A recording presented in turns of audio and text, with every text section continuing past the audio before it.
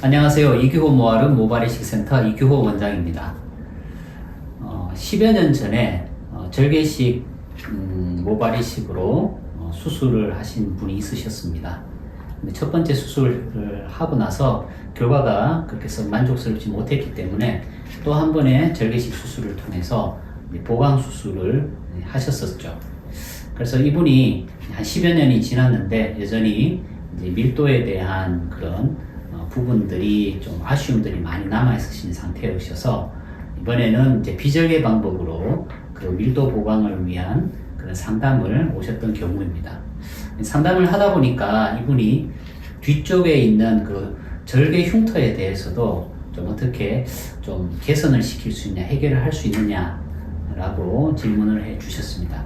제가 뒷부분을 보니까 두 번의 절개식 수술을 하셨는데 흉터가 보니까 이 세 개가 이렇게 뒷부분에 자리를 잡고 있었습니다. 그러니까 상태가 좋은 부분들을 통해서 이식을 하다 보니까 이제 절개를 이렇게 세 번을 하셨던 거라고 판단이 되는데요.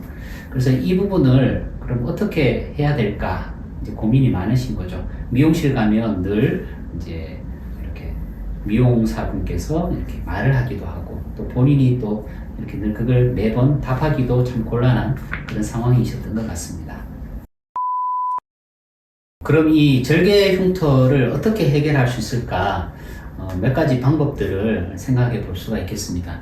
첫 번째는 흉터 축소술입니다.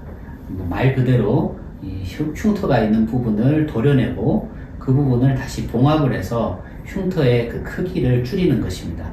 보통 절개 방식의 모발 이식을 하게 되면 길이는 양에 따라 다르겠지만 그 길이는 대체로 25에서 많으면 30cm 되기도 하고요.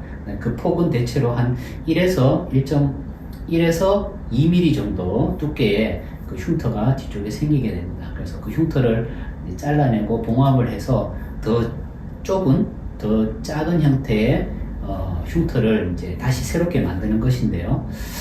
문제는 이 부분처럼 이렇게 두 번 또는 세 번의 그런 흉터가 있으신 경우에는 과연 흉터 축소술을 했을 때 흉터가 그만큼 잘 당겨져서 가늘게 다시 더 가늘게 만들어질 수 있느냐 하는 부분에 사실 의문점을 가질 수가 있습니다. 이런 경우에 흉터가 생각보다 줄어들지 않는 경우도 있을 수가 있기 때문에 이 부분은 이제 두피의 탄력성 또 이렇게 신축성 이런 부분들을 잘 검토를 해서 결정을 하셔야 될 것으로 보이고 또 무엇보다 절개를 해서 흉터가 생겼는데 또 이 흉터를 다시 절개를 해낸다라는 그 부분들에 대한 약간의 뭐랄까요 좀 기피하고 싶은 그런 마음이 생기실 수가 있습니다. 두 번째는 두피 문신술입니다. 말 그대로 그 흉터가 있는 그 부위 두피에다가 점을 찍는 거죠. 우리가 머리를 이렇게 삭발하듯이 깎았을 때 모발은 이제 점처럼 보이니까 그런 점들을 흉터에다가 찍어주는 것입니다. 그래서 외국의 사례라든지 그런 삭발을 했을 때 문신을 한 전후 사진을 보면 희게 이렇게 선처럼 보이던 절개 흉터가 많이 커버가 되는 것을 볼 수는 있습니다. 그렇지만 이제 동양인들 특히 우리나라 사람들 같으면 삭발을 그렇게 하시는 경우들은 잘 많지는 않기 때문에 이게 머리가 길러졌을 때 그러면 얼마나 이제 긴 머리 사이에서 그 흉터들이 자연스럽게 커버가 될 수 있느냐 하는 부분들은 이제 나중에 결과를 봐야 되고요. 왜냐하면 문신을 한 부분은 분명 볼륨감이 없기 때문에 그런 측면에서 완전 자연스럽지는 않다 이렇게 보는 것이고요. 그래서 이게 잘 되면 또 주변의 모발들이 또 자연스럽게 잘 커버를 하면 두피 문신술도 우리가 그 부분에 이식을 하는 경우 모발들을 이쪽으로 흉터가 있는 쪽으로 이렇게 소모를 하는 것이기 때문에 그런 부분들을 줄일 수 있다라는 이제 장점이 있는 거죠. 두피 문신술이. 그렇지만 한 가지 이제 우려가 되는 것은 이제 흉터 조직이라는 게 일반 정상적인 피부 조직과는 다르게 잉크죠. 문신 잉크가 약간씩 번지는 그런 성질을 가지고 있고요. 또 시간이 많이 지났을 때 원래 그 문신의 색깔이 약간 다르게 변질되는 걸 우리가 간혹 보게 됩니다. 그랬을 경우에 시간이 오래 지나서 약간 번진 모양의 또 색깔이 바래거나 색깔이 변질된 그런 두피 모양들이 오히려 좀 더 부자연스럽게 보일 수도 있다.